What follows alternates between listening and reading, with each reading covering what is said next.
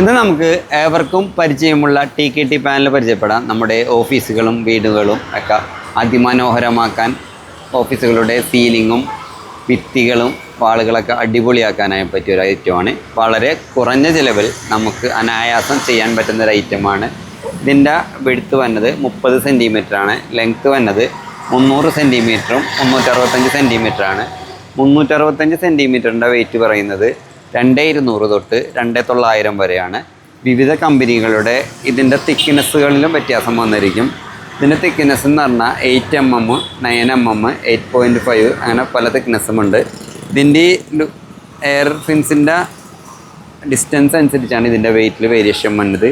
ഇത് 2 ടൈപ്പാണ് വരുന്നത്. 2 ടൈപ്പ് മീൻസ് ഇത് PVCയുടെ ബേസ് പാനലുമ്മ റെസിൻ ഒട്ടിച്ച സാധനമാണ് TKT വരുന്നത്. അങ്ങനത്തെ മെറ്റീരിയലാണ് വരുന്നത്. ഇതിപ്പോൾ നമ്മുടെ വാളൊക്കെ ചെയ്യുകയാണെങ്കിൽ ഉപയോഗിക്കുന്നത് ഇതുപോലുള്ള വെച്ച് ഇതിൻ്റെ എഡ്ജ് കവർ ചെയ്യാൻ പറ്റും. അപ്പോൾ നല്ല ഭംഗിയായിട്ടിരിക്കും. അതിൻ്റെ ടോപ്പൊക്കെ സെയിം കളറുകൾ തന്നെ കിട്ടും. ഏത് കളറിലാണ് ചെയ്യുന്നതെന്ന് വെച്ചാൽ ആ കളറിൻ്റെ സെക്ഷനുകൾ കിട്ടും. പിന്നെ ഷീറ്റുകൾ നമ്മൾ സീലിംഗ് ചെയ്യുമ്പോൾ ശ്രദ്ധിക്കേണ്ടത്, സീലിംഗ് വെർട്ടിക്കലാണ് ഇടണമെങ്കിൽ ഹൊറിസോണ്ടൽ സെക്ഷൻസ് ഉപയോഗിക്കുക. ഹൊറിസോണ്ടലാണ് ഇടണമെങ്കിൽ പാനൽ വെർട്ടിക്കലിടുക. പിന്നെ അതിനുപയോഗിക്കുന്ന ഇത് ആണ് PVCയുടെ എച്ച്, അതായത് 2 ഷീറ്റുകൾ തമ്മിൽ ജോയിൻ ചെയ്യാൻ ഉപയോഗിക്കുന്ന ഇതാണ്. അതായത് 2 ഷീറ്റ് ഇങ്ങനെ വരുമ്പോൾ ജോയിൻ ചെയ്യുക, ഇങ്ങനെ ടൈറ്റായിട്ടിരിക്കും അത്. അപ്പോൾ വളരെ വ്യക്തമായിട്ട് ഒറ്റ ഡിസൈനിൽ അങ്ങോട്ട് പോകും.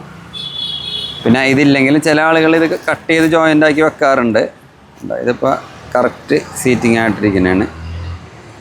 ഇപ്പോൾ ജോയിൻ്റ് അങ്ങനെ പെട്ടെന്ന് ഒറ്റടിക്ക് ജോയിൻറ്റുകളോ ഒന്നും അറിയില്ല.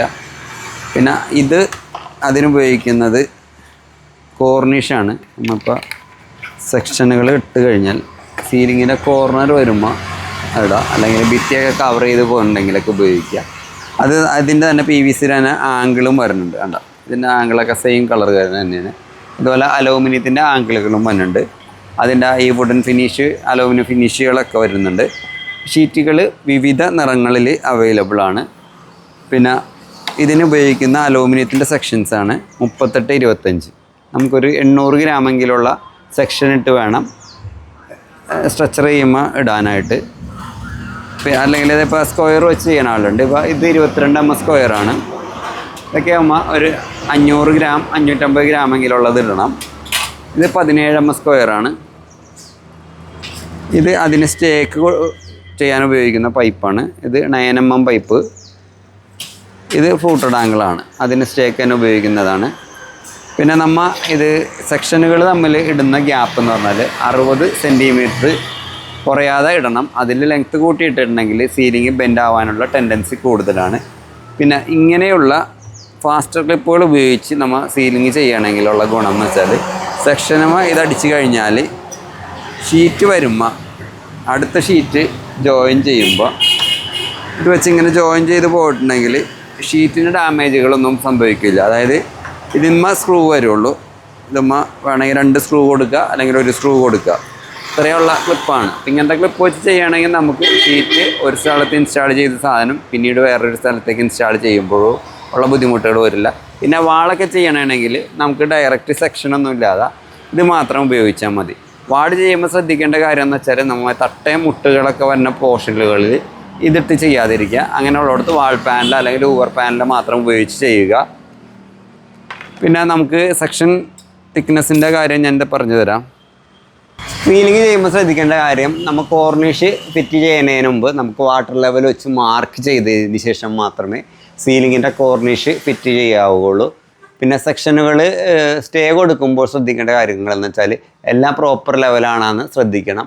അപ്പോൾ അതൊക്കെ സ്ക്രൂ ചെയ്തിട്ടുണ്ടെന്നൊക്കെ ഇതാക്കണം. ഈ വെർട്ടിക്കൽ പൈപ്പ് പോയേക്കണേക്കാൾ നമുക്കതിൻ്റെ ലെങ്ത്ത് കറക്റ്റ് 60 ആണെങ്കിൽ 60 സെൻറ്റിമീറ്റർ, 70 ആണെങ്കിൽ 70 സെൻറ്റിമീറ്റർ ഉണ്ടെന്ന് ഉറപ്പ് വരുത്തണം. പിന്നെ അതുകൂടാതെ നമ്മൾ ഈ ഷീറ്റ് വെച്ച് വർക്ക് ചെയ്തേക്കണം, ഓടൊക്കെ ഇട്ട് വർക്ക് ചെയ്തേക്കണമെങ്കിൽ നമ്മൾ അതിനുള്ള ഗ്യാപ്പുകൾ വന്നത് ഒന്നില്ലെങ്കിൽ ഇഷ്ടിക എന്തെങ്കിലും വെച്ച് കെട്ടി അടച്ച് കളയണം, അല്ലെങ്കിൽ എന്തെങ്കിലും ബോർഡ് വെച്ച് കവർ ചെയ്ത് കളയുക, അല്ലെങ്കിൽ ഈ ഷീറ്റുകളുടെയൊക്കെ ബാലൻസ് തന്നെ പീസ് തന്നെ ഇട്ട് കവർ ചെയ്ത് കളയുക. അല്ലെങ്കിൽ ഇതുപോലുള്ള ഇവിടെ പച്ച നെറ്റാണ് അടിച്ചേക്കുന്നത്, ഗാർഡൻ നെറ്റാണ് അടിച്ചേക്കുന്നത്. അങ്ങനെ ഗാർഡൻ നെറ്റ് അടിച്ചാലും നല്ലതാണ് നമുക്കിത്. അല്ലെങ്കിൽ ഇതിൻ്റെ മുകളിൽ എലി കയറലും പൂച്ച കയറലും മരപ്പെട്ടിയൊക്കെ കയറലുന്ന സ്വഭാവം ഇതാണ്. അപ്പോൾ അങ്ങനെയുള്ളതാണ് നമുക്ക് പെട്ടെന്ന് ചാടുമ്പോൾ സീലിംഗ് വിട്ടു പോകാനുള്ള ടെൻഡൻസി കൂടുതലാണ്. പിന്നെ നമ്മൾ ഈ ഇലക്ട്രിക്കൽ വർക്ക് ചെയ്യുമ്പോൾ ശ്രദ്ധിക്കേണ്ട കാര്യം എന്ന് വെച്ചാൽ നമ്മൾ ഒരു സെക്ഷൻ അഡീഷണൽ ഓടിച്ചിട്ട് അതുമ്മ കൂടെ വേണം പൈപ്പ് ഓടിക്കാൻ. പിന്നെ ഫാൻ അങ്ങനത്തെ വെയിറ്റുള്ള ലൈറ്റുകളൊക്കെ ഇടണമെങ്കിൽ നമ്മൾ അതിൽ ഒരു 2 ഇഞ്ച് ഉള്ളെങ്കിൽ സെക്ഷൻ ഉപയോഗിച്ചിട്ട് അതുമ്മ വേണമെങ്കിലൊന്ന് ഡയറക്റ്റ് ഇവിടെയൊക്കെ ചെയ്തേക്കണുണ്ട്. ഇവിടെ നേരെ ഈ ആംഗിൾ വെച്ചിട്ട് വെൽഡ് ചെയ്തിട്ടാണ് ഇവിടെ പൈപ്പ് ഇരുമ്പിൻ്റെ സെക്ഷൻസ് ഇട്ടിട്ടുണ്ട്. അതുമാണ് ലൈറ്റുകളൊക്കെ പിടിപ്പിച്ചിരുന്നത്.